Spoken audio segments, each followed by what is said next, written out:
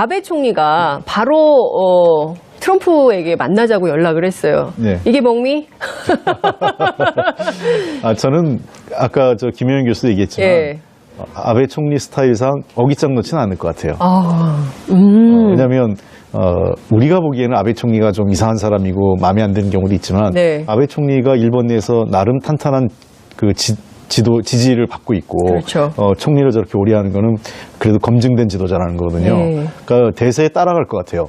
대세 편승. 예, 대세에 따라가고 아까 일본이 그 비상등 켜고 들어온다 그러는데 네. 저는 그런 모양새를 우리 문재인 대통령이 안 만들어 주실 거예요. 아주 자연스럽게 일본이 동참할 수 있는 문을 열어 주실 거로 생각합니다. 어떤 방식이 있을까요? 그러니까 지금 서훈 원장이 가서 아베 네. 총리를 만나서 어떤 얘기를 하면서 일본의 협력을 구할까요? 충분히 설명을 다 할 거고요. 지금 그리고, 과정을. 예, 과정에 대한 설명을 할 거고, 예. 그다음에 일본이 어떠한 형태든 같이 할 수 있는 방안에 대해서 우리가 방안을 해법을 내놓을 겁니다.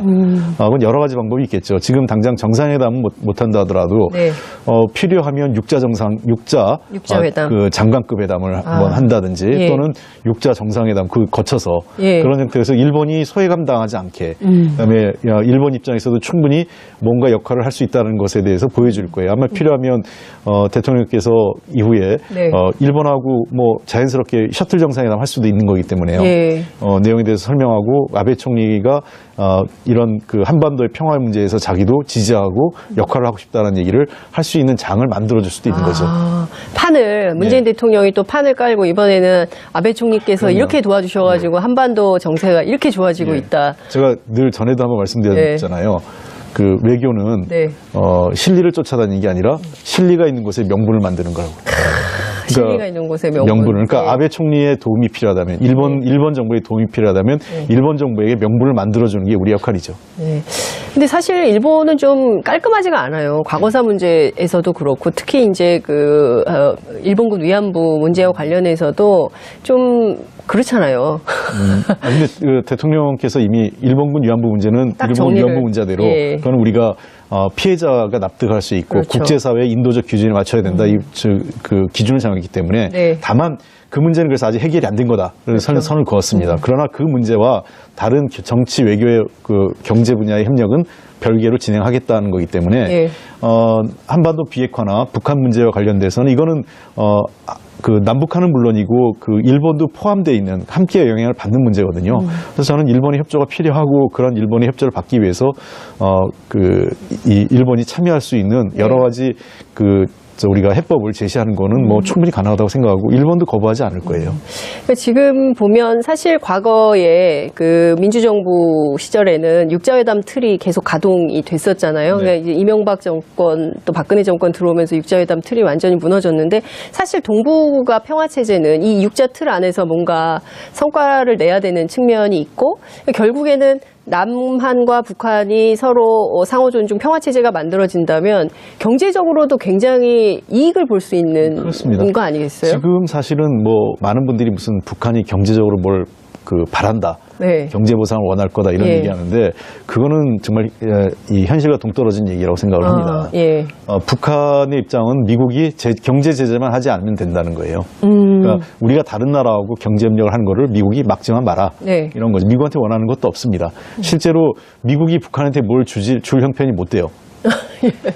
네, 제코가 석자라 네, 미국도. 미국 자체가. 그리고 미국이 한 번도 그걸 준 적도 없어요. 다른 나라에게. 과거 1940년대, 50년대 한참 냉전이 극심한 시기. 네. 그 시기 외에는 미국이 뚜렷하게 누구 도와주고 이런 적이 도와주고 없다는. 해서 그런 게 별로 없습니다. 도리어 북한 경제가 발전하는데 긍정적인 역할을 할 수 있는 나라는 역시 한국, 중국, 일본이에요. 이해관계도 서로 이해관계가 겹쳐 있고. 네.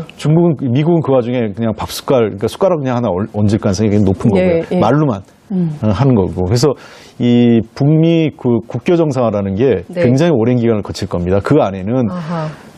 대북 경제 제재가 포함되어 있어요. 대북 경제 제재 해제 문제가. 예. 그러니까 지금 국제사회의 제재 또 미국의 독자적인 제재가 다 포함되어 있기 때문에 예. 북한과 미국이 국교 정상화 수립 이 프로세스 과정에 들어가기 시작한다면 이 경제 제재 해제 문제가 불가피하게 논의가 안 될 수가 없고요. 그렇죠. 그게 논의가 잘 돼야만 진전이 있어야만 남북 경협도 순조롭게 풀리고 일본이나 중국 또는 여타 유럽 국가들이 북한에 진출하거나 북한과의 경제 협력을 할 수 있는 그 공간이 열리는 거거든요.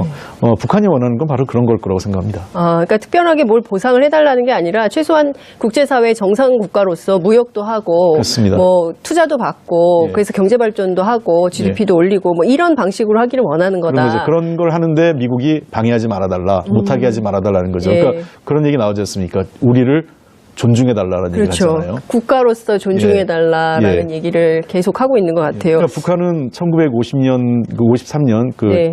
이 정전협정 이후에 네. 단 한 번도 미국과 정상적인 대화를 해본 적이 없어요. 53년이요? 예, 53년 7.27 이후에. 그럼 그렇죠. 70 몇 년입니까? 이게 지금 거의, 예? 거의 70년, 75년쯤 돼가는 그러니까요. 거죠. 그 엄청난 세월 동안 한 번도 국제사회에서 정상국가로서 대접을 못 받았고, 이것은 할아버지도 아버지도 못했던 일이기 때문에 그렇습니다. 자신이 해내면 이게 엄청난 성과다, 이렇게 예. 볼 수 있는 건데, 근데 지금 뭐 몇 가지 좀 포인트를 좀 잡아봐야 되는데요. 우선, 김정은 위원장의 비공개 특별 메시지가 있다. 라는 얘기가 나오지 않습니까? 정의용 네. 실장으로부터. 예. 이게 뭘까에 대한 구구한 추측들이 나돌고 있습니다. 의원님 네. 보시기엔 좀 어떤 것 같으세요? 어떤 메시지가 숨어 있을까요? 저는 아주 구체적인 얘기가 있어야 생각되진 않습니다. 예. 뭐 예를 들면 뭐 일부에서 얘기하는 저는 아까 제가 얘기한 예. 경제 보상 얘기 또 뭐 북한에 억류. 있는 억류자 문제 예. 이런 얘기들이 그런데 굉장히 마이너한 문제이기 때문에 억류자 문제 같은 경우는 그리고 아까 얘기했지만 경제 보상은 북한이 직접적인 보상을 원하지도 않고 있기 때문에 저는 핵심적인 것은 이 관계 정상화, 국교 정상화 문제라고 생각해요. 국교 정상화 문제 시작하자.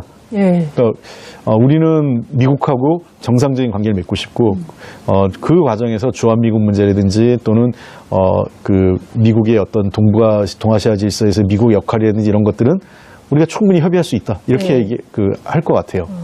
근데 그 동아시아에서 예컨대 주한미군 주둔 문제는 2000년 6.15 남북 정상회담 당시에도 김정일 위원장이 김대중 대통령에게 했던 얘기이잖아요. 그렇습니다. 그러니까 뭐 이를테면 한미 연합 훈련에 대해서 그 남한이 그렇게 하는 것에 대해서 이해하겠다라고 하는 메시지하고 일맥상통한 노선을 계속 가져갈 거다라는 말씀이신 건가요? 그렇습니다. 그리고 또 하나는 예. 단순하게 내가 시간 벌기 위해서 그리고 지금 내가 당신의 나라로부터 오는 국제사회 압박이나 이걸 회피하고 무서워서 이렇게 나오는 건 절대 아니다. 나도 진짜 비핵화를 하고 싶다. 그리고 당신들하고 정상적인 관계를 맺고 싶다라는 본인의 어떤 그 강력한 의지랄까요? 그러니까 결코 이게 시간 끌기가 아니라는 나도 성과를 만들고 싶다라는 그런 솔직한 메시지가 갔을 수도 있다고 저는 봅니다. 근데 이를테면 옛날에도 93년인가요? 영변 핵시설 폭파하고 뭐 이런 거는 있었긴 했지만 그 다음에 이제 또 바로 이어서 뭐 정세가 나빠지면서 또 뒤집어지고 뭐 이랬기 때문에 과연 5월에 있을 정상회담까지 이게 순조롭게 가겠냐, 갈 수 있겠냐라는 보수적인 관점이 있는 거거든요. 그러니까 이제 북한하고 미국 간의 굵직한 협상을 한번 보면요. 94년 10월에 제네바 협상 있죠. 그다음에 그 2000년 10월에 북미 공동성명이 있었어요. 공동 커뮤니케. 그다음에 그 2007년에 그 2.13 합의가 있고요. 그리고 2008년도 그 지금 아까 얘기하는 영변에서 그 퍼포먼스가 있었죠.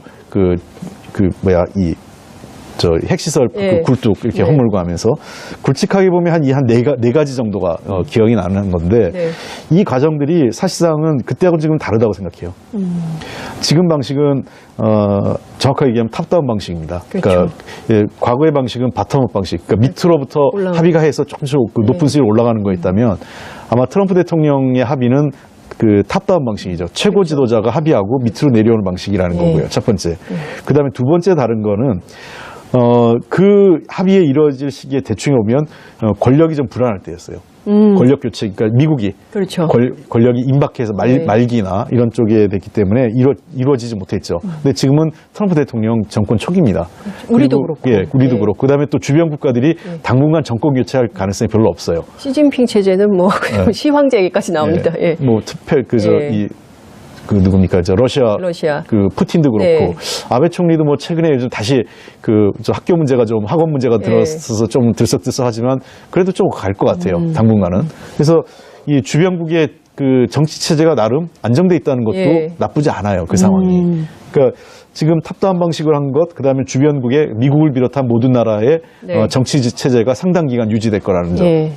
그다음에 세 번째 이 가능성을 보면 이제는 그러니까 뭐냐면 이게 목에 찼다. 목에 찼다는 얘기는 과거 보면 미국도 그렇고 별로 위기의식을 안 느꼈어요. 네.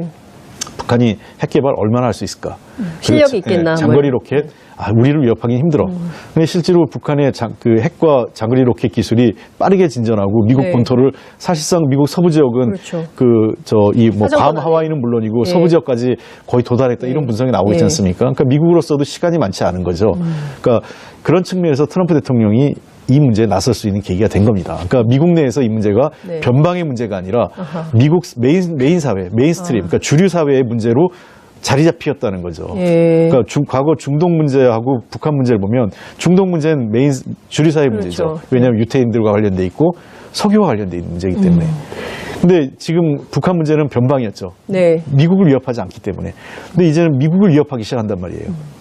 그러니까 미국 주류 사회가 이 문제에 관심을 갖고 네. 위협을 느낀다면 이 문제를 푸는 게 대통령으로서는 중요한 그 어젠다가 돼버린 거죠. 그래서 조지 부시도 못하고 오바마도 못하고 한 것을 클린턴도 못한 거를 내가 한다. 그렇죠. 그렇게 공을 세우는 거군요. 그 사람들은 그때는 안 해도 크게 문제가 안 됐죠. 미국 주류 사회에서. 예. 근데 이번에는 이걸 꼭 반드시 해결해야 되는 트럼프 입장에서도 운명적 상황이네요. 그렇죠. 그게 예. 이제 객관적 상황이 그렇게 만들어진 거죠. 그러니까 근데 이걸 잘 풀어내면 11월 중간선거에 트럼프한테 큰 도움이 될까요? 아니면 이건 이거고 중간선거는 중간선거고 이렇게 될까요? 어떻게 보세요? 그거는 뭐 선거 결과는 쉽게 예측하기 예. 뭐한데요.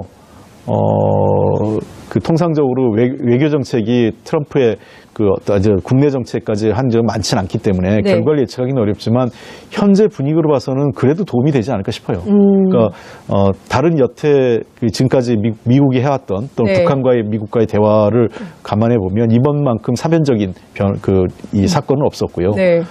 특히 그 트럼프 대통령이 가시적 결과를 들고 나온다면 네. 저는 큰 효과가 있지 않을까 생각됩니다. 어떤 전망하십니까? 그러니까 트럼프가 그리고 또 김정은 위원장하고 어떤 정도 수준에서의 성과를 낼 수 있다고 보세요? 트럼프는 자신만만하게 엄청난 성과가 나올 거다라고 주장을 하고 있는데. 그러니까 지금 벌써 우리는 그 성공할 수 있다고 그러니까 얘기하지 않습니까? 우리라는 표현을 그렇죠. 쓰는 우리라고. 거예요. 그러니까 서로 간에 이제 네. 일종의 그 트럼프 대통령 입장에서는 선거의 결과인 거고요. 그다음에 김정은 위원장 입장에서는 국제 무대에 데뷔하는 겁니다. 네. 그것도 세계 최고의 지도자를 함께. 그렇죠. 그래서 김정은 위원장도 손해가 아닌 거죠. 그러니까 저는 저 정상회담 이벤트 과정에서 네. 김정은 이 트럼프 대통령 입장에서는 굉장히 노련한 협상가, 그다음에 말썽 꾸러기를 능숙하게 다루는 세계의 리더의 모습을 보여주는데 주력할 거고요. 반면에 그 김정은 위원장은 내가 매우 스마트하고 내가 굉장히 합리적인 지도자라는 모습을 보이려고 할 거예요. 그래서 그런 그 과정에서 저는 그 서로 간에 두 사람이 서로가 배려할 가능성이 높다고 봅니다. 왜? 이게 두 사람이 이해관계가 걸려 있기 때문에. 네. 그러니까 어쨌든 이거는 망할 수 없는 세계사적 대전환에서 네, 그렇죠. 엄청나게 성공할 수밖에 없는 특히 상황이다. 두 정상의 만남이 이게 그 포지티브 게임이에요. 제로섬 게임이 아니라. 포지티브 게임이다. 예, 그러니까 뭐 우리가 흔히 네거티브 게임 있고 예. 제로섬 게임 있고 포지티브 게임 있잖아요. 예. 그러니까 최소한 밑자의 본전인 거예요. 누구든. 네. 김정은 위원장 입장에서 밑자의 본전이죠. 국제사회에 대비한 거고, 그렇죠. 그 미국 대통령을 만나는 거니까. 트럼프 대통령 입장에서도 별 손해가 아닌 거고요. 그렇죠. 그러니까 이 게임은 서로가 서로를 위해서 파일을 얼마큼 키우느냐, 네. 서로가 얼마큼 포지티브 게임인데 그 가져가는 몫을 얼마큼 키울 거냐가 두 정상의 정치력이죠. 판돈을 키우는 게임이다. 자체가. 그리고 미국이 한 번도 그걸 준 적도 없어요. 다른 나라에게.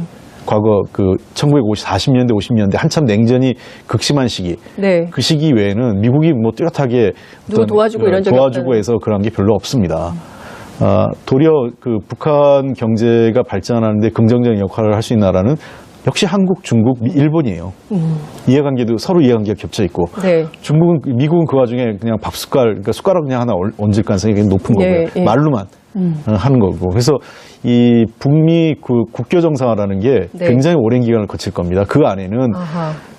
대북 경제 제재가 포함되어 있어요. 대북 경제 제재 해제 문제가. 예. 그러니까 지금 국제사회의 제재 또 미국의 독자적인 제재가 다 포함되어 있기 때문에 예. 북한과 미국이 국교 정상화 이 프로세스 과정에 들어가기 시작한다면 이 경제 제재 해제 문제가 불가피하게 논의가 안 될 수가 없고요. 그렇죠. 그게 논의가 잘 돼야만 진전이 있어야만 남북 경협도 순조롭게 풀리고 일본이나 중국 또는 있는 곳에 명분을 그러니까 네. 아베 총리의 도움이 필요하다면 일본 정부의 도움이 필요하다면 일본 정부에게 명분을 만들어주는 게 우리 역할이죠. 네. 근데 사실 일본은 좀 깔끔하지가 않아요. 과거사 문제에서도 그렇고 특히 이제 일본군 위안부 문제와 관련해서도 좀 그렇잖아요. 근데 그 대통령께서 이미 일본군 위안부 문제는 딱 일본군 정리를. 위안부 문제대로 예. 그건 우리가 피해자가 납득할 수 있고 그렇죠. 국제사회의 인도적 기준에 맞춰야 된다. 그 기준을 정했기 때문에 네. 다만 그 문제는 그래서 아직 해결이 안 된 거다. 그래서 그렇죠. 선을 그었습니다. 그러나 그 문제와 다른 정치 외교의 그 경제 분야의 협력은 별개로 진행하겠다는 거기 때문에 예. 한반도 비핵화나 북한 문제와 관련돼서는 이거는 그 남북한은 물론이고 그 일본도 포함되어 있는 함께 영향을 받는 문제거든요. 그래서 저는 일본의 협조가 필요하고 그런 일본의 협조를 받기 위해서 이 일본이 참여할 수 있는 여러 가지 우리가 해법을 제시하는 거는 아베 총리가 바로 트럼프에게 만나자고 연락을 했어요. 네. 이게 멍미? 저는 아까 김영현 교수도 얘기했지만 예. 아베 총리 스타일상 어깃장 놓지는 않을 것 같아요. 왜냐하면 우리가 보기에는 아베 총리가 좀 이상한 사람이고 마음에 안 드는 경우도 있지만 네. 아베 총리가 일본 내에서 나름 탄탄한 지지를 받고 있고 그렇죠. 총리를 저렇게 오래 하는 거는 그래도 검증된 지도자라는 거거든요. 네. 그러니까 대세에 따라갈 것 같아요. 대세 편승. 예, 대세에 따라가고 아까 일본이 그 비상등 켜고 들어온다 그러는데 네. 저는 그런 모양새를 우리 문재인 대통령이 안 만들어 주실 거예요. 아주 자연스럽게 일본이 동참할 수 있는 문을 열어 주실 거로 생각됩니다. 어떤 방식이 있을까요? 그러니까 지금 서훈 원장이 가서 아베 네. 총리를 만나서 어떤 얘기를 하면서 일본의 협력을 구할까요? 충분히 설명을 다 할 거고요. 지금 그리고, 과정을. 예, 과정에 대한 설명을 할 거고, 예. 그다음에 일본이 어떠한 형태든 같이 할 수 있는 방안에 대해서 우리가 방안의 해법을 내놓을 겁니다. 그건 여러 가지 방법이 있겠죠. 지금 당장 정상회담은 못한다 하더라도, 네. 필요하면 육자회담. 그 장관급 회담을 한번 한다든지, 예. 또는 육자 정상회담 거쳐서 예. 그런 형태에서 일본이 소외감 당하지 않게, 그다음에 일본 입장에서도 충분히 뭔가 역할을 할 수 있다는 것에 대해서 보여줄 거예요. 아마 필요하면 대통령께서 이후에 네. 일본하고 자연스럽게 셔틀 정상회담 할 수도 있는 거기 때문에요. 예. 내용에 대해서 설명하고 아베 총리가 이런 그 한반도의 평화 문제에서 자기도 지지하고 역할을 하고 싶다는 얘기를 할 수 있는 장을 만들어줄 수도 있는 거죠. 판을 문재인 네. 대통령이 또 판을 깔고 이번에는 아베 총리께서 그럼요. 이렇게 도와주셔가지고 한반도 정세가 이렇게 좋아지고 네. 있다. 제가 늘 전에도 한번 말씀드렸잖아요. 그 외교는 네. 실리를 쫓아다니는 게 아니라 실리가 있는 곳에 명분을 만드는 거라고. 그러니까 충분히 가능하다고 생각하고 일본도 거부하지 않을 거예요. 그러니까 지금 보면 사실 과거에 그 민주정부 시절에는 육자회담 틀이 계속 가동이 됐었잖아요. 네. 그러니까 이제 이명박 정권 또 박근혜 정권 들어오면서 육자회담 틀이 완전히 무너졌는데 사실 동북아 평화체제는 이 육자 틀 안에서 뭔가 성과를 내야 되는 측면이 있고 결국에는 남한과 북한이 서로 상호 존중 평화 체제가 만들어진다면 경제적으로도 굉장히 이익을 볼 수 있는 그렇습니다. 거 아니겠어요? 지금 사실은 많은 분들이 무슨 북한이 경제적으로 뭘 바란다. 네. 경제 보상을 원할 거다 이런 예. 얘기하는데 그거는 정말 이 현실과 동떨어진 얘기라고 생각을 합니다. 예. 북한의 입장은 미국이 경제 제재만 하지 않으면 된다는 거예요. 그러니까 우리가 다른 나라하고 경제 협력을 하는 거를 미국이 막지만 마라. 네. 이런 거죠. 미국한테 원하는 것도 없습니다. 실제로 미국이 북한한테 뭘 줄 형편이 못 돼요. 네, 제 코가 석자라 네. 미국도.